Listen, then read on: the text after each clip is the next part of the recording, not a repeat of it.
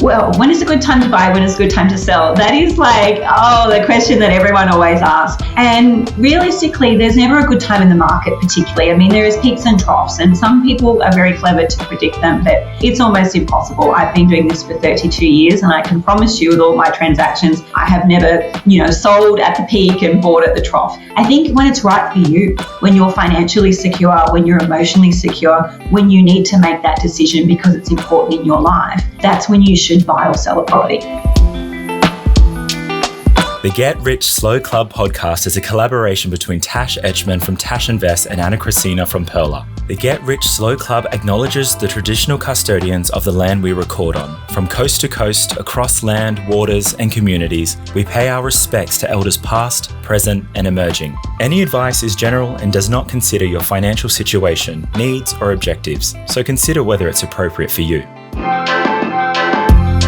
Welcome to the Get Rich Slow Club podcast, where we take you from beginner to confident investor, where we can teach you everything you need to know about investing. So come get rich slow with us.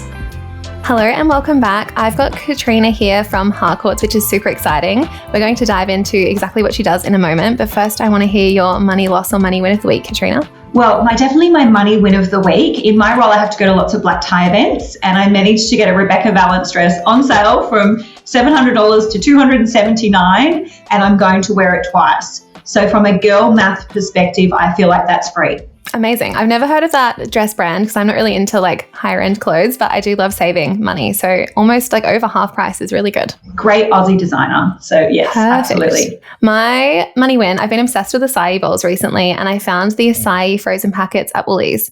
So I'm excited to try and DIY acai bowls at home and save the $20. So hopefully that will go well. That is my obsession as well. I'm going to jump on that. I'm straight on that tip. Yeah, I bought granola, the acai frozen packets, and Nutella because I love Nutella on my acai bowls. So I'm going to try and make them really good. Oh, okay. I'm a peanut butter girl, but I'm going to have a go-to.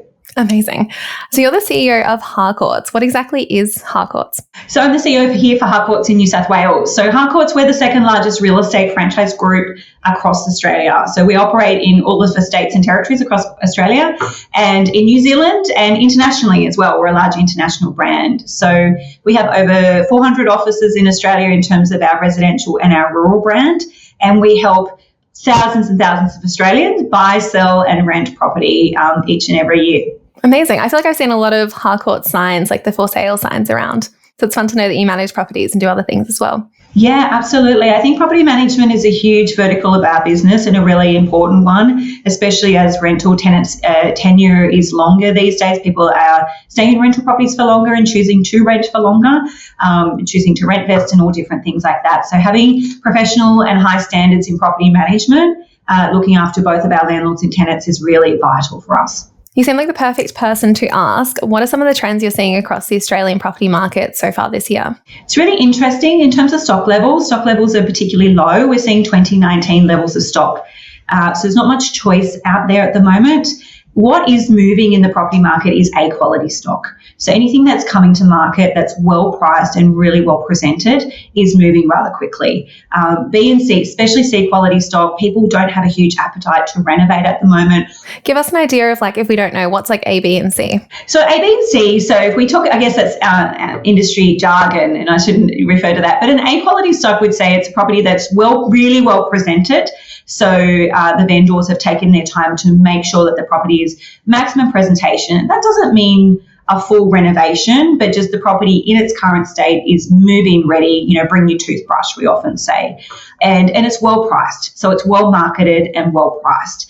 And people will obviously are drawn to those kind of properties. When we go down to B quality stock, there might be it might be a lack of presentation, things that the vendor could have done just to make it more desirable for buyers. So they're kind of thinking, the difference between that and that, I prefer that. What are some examples of that? Is it scratches on the walls, the lawns need mowing, that kind of stuff, or even more than that? Could be that. It could be just decluttering, depersonalizing, actually be able to view and see the property. Property styling is a very big element of how we market property these days. Some people can't imagine themselves living in a property if it's really personalized to the current owner and cluttered. Yeah. I completely agree with that when I'm scrolling on real estate. When you see the really nice kind of almost hotel vibe homes with the nice furniture, I'm like, wow, that's amazing. But I myself can't picture myself when it's all this extra stuff, all this like leather couches that I would never buy. And I know some people have the eye for it, but personally I'm like, oh, that doesn't look very good. And then I see people renovate and I'm like, oh, that looks amazing. Or just like clear out the stuff. So that's a really good point. I think that's really important. It's aspirational. And sometimes we do have to paint the picture. Sometimes properties, depending on how they're styled, you can't get a really good grasp of spatial awareness and what would fit in there or not fit in there and understand that as well. So yeah, it is really important. So as you said, some people do have the eye for it and some don't. And as being professionals and when we're guiding our clients to maximize the value of their property, we need to give them that feedback around that. And when we're looking at the C quality stock, it's typically overpriced. So people, it's exceeding market expectations based on comparable properties in the area, and it needs renovating or a substantial amount of money spent on it. And people just at the moment, it's really hard to secure tradies.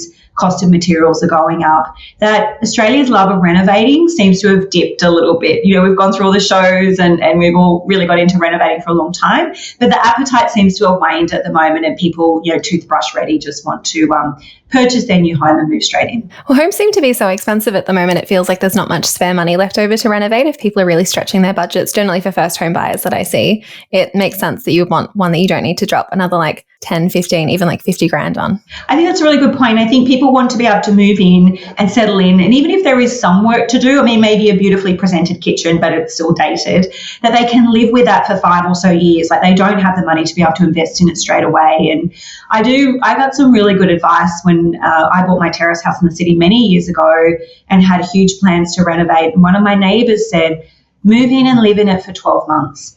Get to know the house, get to understand how you want to live in the house, and then make those decisions around your plans and things like that, because it may change after you live in it. And I think that's some really good advice. So a move-in ready property, a property where it's, right for now and you're very comfortable, I think that's important to people. Amazing. Is it a good time to sell then if there's not much stock listed? Well, when is a good time to buy? When is a good time to sell? That is the question that everyone always asks. And realistically, there's never a good time in the market particularly. There is peaks and troughs, and some people are very clever to predict them, but it's almost impossible. I've been doing this for 32 years and I can promise you with all my transactions, I have never, sold at the peak and bought at the trough. I think when it's right for you, when you're financially secure, when you're emotionally secure, when you need to make that decision because it's important in your life, that's when you should buy or sell a property. Yeah, we say that all the time. It's not the best time in the market. It's the best time for you. What are some common myths or misconceptions that you see or hear from first home buyers? I think it's really interesting, and shout out to the first home buyers because it's tough. I bought my first home when I was 19 many, many years ago, and I know it's a lot harder to do that now. In terms of proportion of income to what you have to pay for home.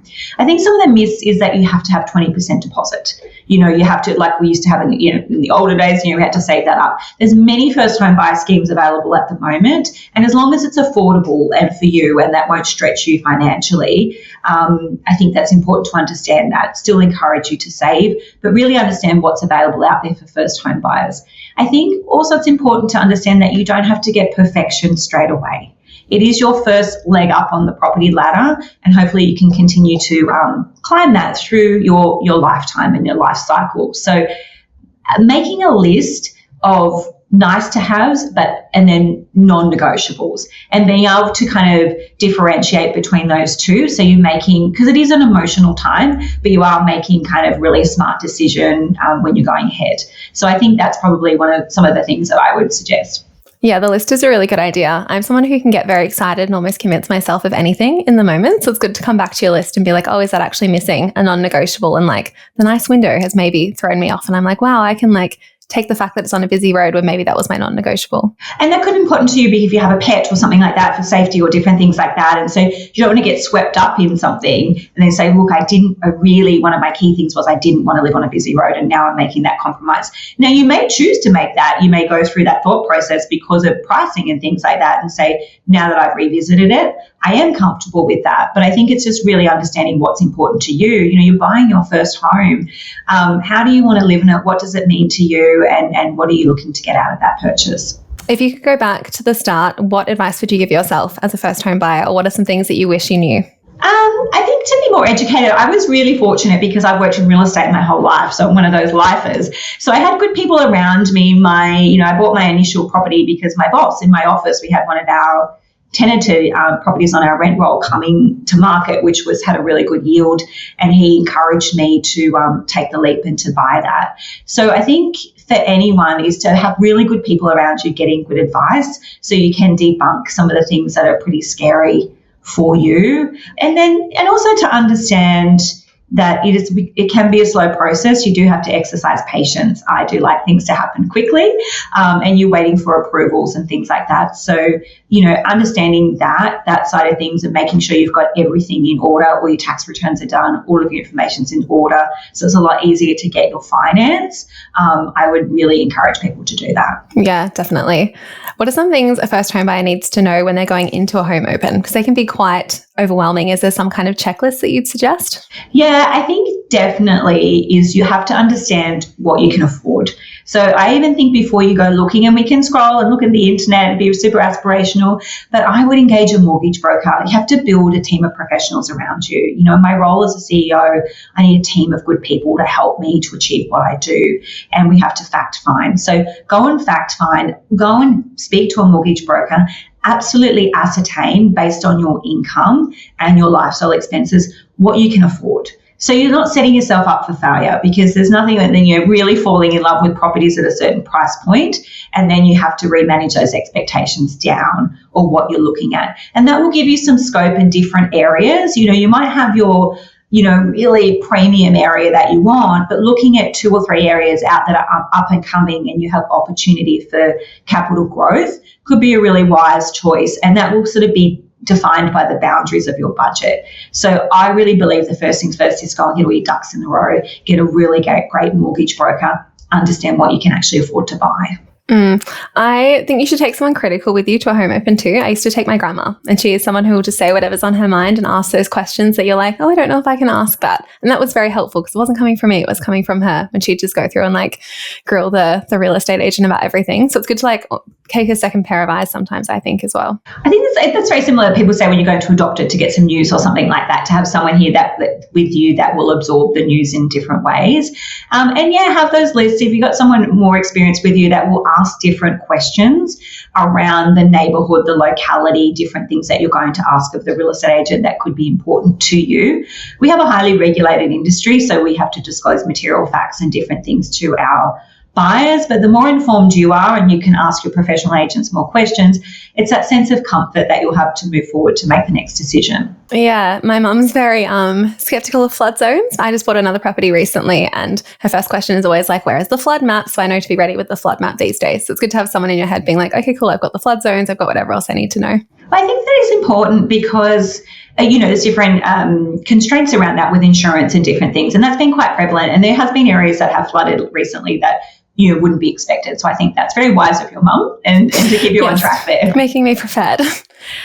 We kind of said earlier that the right time to sell or buy is whenever it's right for you. But what are some of the key signs that someone might be ready to sell their home? From an agency perspective, it's interesting. So if we look at life cycles and timelines. So if we're keeping in touch with our database and our people who have bought from us, there's a typical cycle of about 7 years. If people typically transact a property within 7 years, and that's because if they've bought and they've changed, they may have had children, they may outgrow that property, they may be downsizing. If they stay in for longer than 7 years, interestingly, our data tells us that they'll be there for quite some time. They'll really cement themselves. Yeah, they really put down roots. So they'll be, really long term in that property. So we're looking around that. We're reconnecting with our past clients around that. In terms of a public perspective, is there a property maybe coming on the market?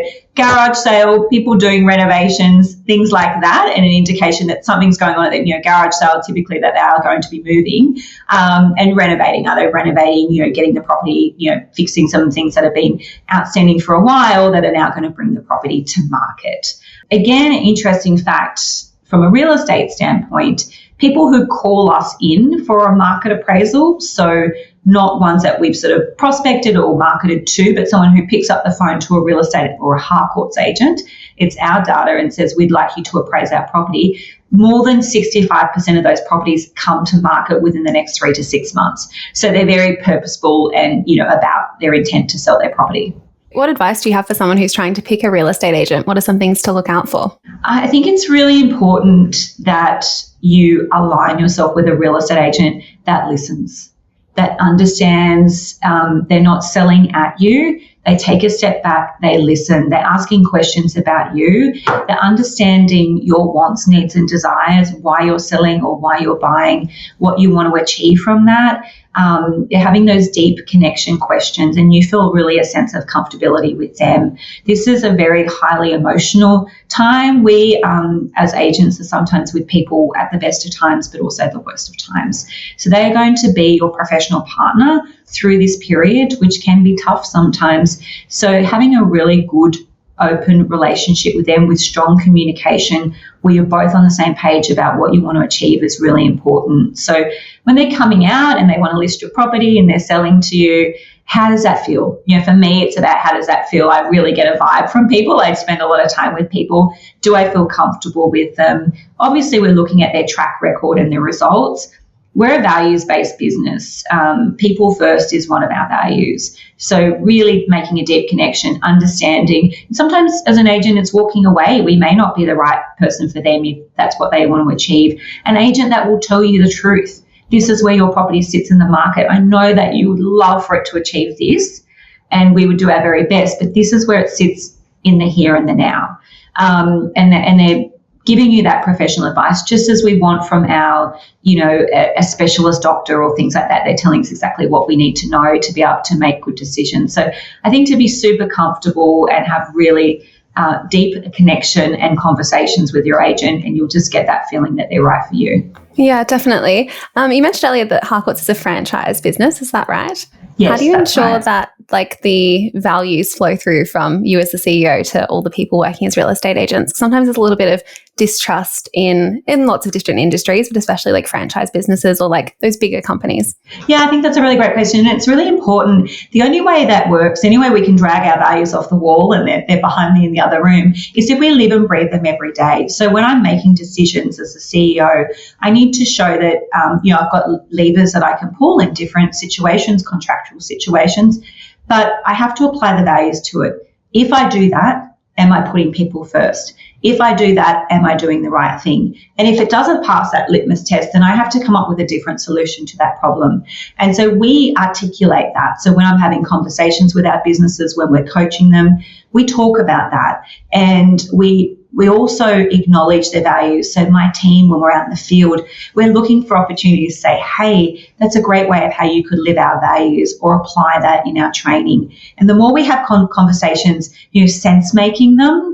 So we say that all the time, let's sense make the values. What does that look like in a day-to-day transaction for your client so they can feel our Harcourts values? So that's on us. We have to lead that way, we have to train that way, and we have to show it. So we spend a lot of time highlighting our values and our value stories within our business. What are the values? So people first, doing the right thing, being courageous, and fun and laughter. Now, being real estate agents, we nail that one all the time. 4 simple values, and, to live by them and apply them is just a North Star for us and for our teams, and we build everything around them. That sounds great. I love the just do the right thing. It's so simple and we just need to follow that. Yeah, I love that. Just because you can do that, should you do that? And if you have to ask yourself a question, just because I can do that, it may say I can, does it feel like I'm doing the right thing in that situation? And if that doesn't pass the pub test in your own mind, then you change, you have to change your direction with that. And I think it's a really simple thing to follow. Yeah, definitely. It sounds very friendly and open, but for someone who doesn't have the confidence yet to ask questions, what advice do you have for them? Yeah, be informed. I think, again, if you're comfortable with your agent, there should be no such thing as a silly question. And to be able to say, look, they should be guiding you through the process. I always felt an immense privilege to work with first-time buyers and understand how that feels. So they should be we've got lots of great guides around first-time buyers. They should be doing that work to make them feel a sense of comfort in that. But yeah, it is about being able to develop that relation to a point where you say, look, I just need to ask this question. I don't know what this looks like for me. And I think it can be daunting, but I think going into the process informed, and we're really lucky these days. There's lots of information on the internet. Some you need to fact check, but going in and getting some really good information. And again, if you work with your mortgage broker as well, they'll be able to provide some of that professional opinion as well. So you feel like you're armed with the questions that you need to ask. Yeah. And it's always good to just ask rather than being surprised down the line. And it's good practice. I think just ask. I mean, there's, they say in every circumstance, there's always everyone sat around that boardroom so grateful that one person asked the question that we all wanted to ask. Be that person. I think because this is for you. This is about your future. So make sure that nothing's left unanswered. They call that, I think in the medical world, they call it the doorknob phenomenon, where people will go in for a general checkup or something like that, and yeah, it's all good. And then as they're walking out the door, they go, oh, but actually, I've had these chest pains for the last couple of weeks, and the doctor's like, oh gosh, tell me about that. So it's up to us as agents as well to make sure there's no questions left, to make sure before they leave, is there anything today that we haven't covered that I could assist you with to make you feel more comfortable with the process? They should be finishing off with that and giving a space for our clients to be able to ask that next question. Yeah, I really like just writing them down in my notes app on my phone. So it's really easy when you're talking to someone to get distracted and talk about other things, but making sure you go back to those questions you had at the beginning and being like, okay, did all of these get answered? Yeah. And if they didn't, for some reason we got caught up with it, and, depending on different market times, open houses can be really busy. There can be one agent and lots of people coming through, especially rental opens in Sydney. So you may not have in that particular moment, but make sure you do the follow-up and go back and tick off all those questions. Yeah. Definitely. Yeah. It sounds like you've seen lots of property deals in your time at Harcourts. What's one standout moment or story that stuck with you? Yeah, absolutely. And we do get to see some wonderful, wonderful property transactions. And as I said, some very emotional ones. I guess what I wanted to share with you today is probably something very personal. It's something with my own family. And it goes back to the original question about when's the right time to buy and sell. And I said, if it's the right time for you, then it's the right time. And I speak towards my beautiful father-in-law who's no longer with us. And he sat out on his acreage property, which they could no longer manage, and they wanted to move down the coast. And he chased the market for 8 years until he got his dream price. He wasn't selling until he got his dream price. What that meant, though, despite all of my advice to him, is that they put their life on hold for 8 years. They didn't move down the coast. They weren't fishing. They were trying to maintain 5 acres, and sadly, by the time they did sell and build their house down the coast, the day they got the keys to their property down there, he was diagnosed with mesothelioma and passed away within 7 months. He never got to experience that lifestyle and their dream of that retirement. And I feel like he cheated himself out of that, and my beautiful mother-in-law, because he held on to a dream price. So I tell that story for people listening out there in case you're doing that. Because is your dream price holding you back from walking on the beach with your grandkids or, whatever you really want to be doing? No one will gift us magical moments in life. We have to go and create them ourselves. And sometimes it's just cut and let's go, because they would have made that money up on the other house anyway. I think sometimes we just get caught up in that. It's really interesting. I was looking at the stats. I wrote them down somewhere. Property prices in Sydney, and I'll talk to that market because that's where I'm sitting here today. If you bought property in Sydney 30 years ago, so property is a long-term game, houses have gone up 500% in value. Units have gone up 340%. So if you buy and sell and you hold your property you are going to get an advantage from that at some point in time. So don't let it hold you back from what you want to do in life and stepping out and make those challenges, because sometimes you don't get a second chance. Yeah, that story gave me goosebumps. It's so, you can see it in so many people today where they're so focused on maximizing the most amount of money instead of stepping back and asking those lifestyle questions and thinking when is enough and when am I just over it. But such a good reminder to figure out what you want to do and why, and then how you can get there the quickest way. Yeah, absolutely. Absolutely. To finish off, what's the best piece of advice you've ever received about property? Oh, what's the best piece of advice? Well, people always say, probably speaking to that point, don't wait to buy property and wait. And it is that. But I think the thing is with best piece of advice about property is, depending on where you are in your life cycle, buy the best property that you can buy at that point in time. So really understand what you can get for that money. Don't make compromises around personal emotion. It is emotional. I get that. I've done that. But try and buy the best property that you can for your money at that time. And that may mean going to a different suburb. If it's a difference between a 1-bedroom and a 2-bedroom unit, which may get you better yield or have a better resale value, try and, look at the broader picture of that, because it will work for you long term. So it may not be the prettiest property. It may be an older property where you can have value, where the strata fees are lower and It's not shiny and new, but there's an opportunity later on. So I do think where possible, if we can have a step back and look at the bigger picture, have someone like your mum or your grandma coming and giving you some of that expert advice as well, but buy the best you can afford at that time without stretching yourself either, because you don't want your house to feel like a prison that's holding you back. You still need to live life and enjoy life. So the best that you can afford at that point in time. I love that. I think some people take that advice and they're like, I'll borrow the max that I can. But really it's just about like figuring out what your budget actually is and then looking what's available for that rather than trying to stretch yourself too far. But that's a great point. And you still want that lifestyle choice. People are looking at, we are looking at people with trends, researching areas where they want to be part of a community. Some of these different, where we're doing big, large developments and things like that, they're really building community hubs within the apartment complexes and how all the dogs come together. It looks so fun. They have like morning teas and stuff. Yeah. And people want to belong to something. I think especially coming out of COVID with that isolation and things, people are seeking community, seeking deeper senses of community. So understanding what community, I live in the inner city and I live in a wonderful community, know all my neighbours, we interact with each other, and that's kept me in my house longer than I think I would have kept it. I'm probably alive and beyond 13 years because I love my neighbours so much. So really, research that what you want, but understand what community you're going to be living in and enjoying as well. Yeah, I always see the ads for the lifestyle retirement villages and think that would be lovely if they had a younger person version when they showed the jet skis and the swimming pools. Yeah. Well, maybe there's a business idea there. One day, maybe. This has been a great chat. Thank you so much. Thank you so much for having me. Thanks so much for joining us. If you found this episode helpful, please rate us 5 stars, write a review, or share with a friend. If you're new to investing, make sure to listen to our first 10 episodes. Follow us at Get Rich Slow Club or Tash at Tash Invests or me at Ana Cristina. This show was brought to you by Natasha Etchman, who is an authorized representative 1299881 of Guideway Financial Services, AFSL 420367, and Perla, who is an authorized representative 1281540 of Sanlam Private Wealth, AFSL 337927.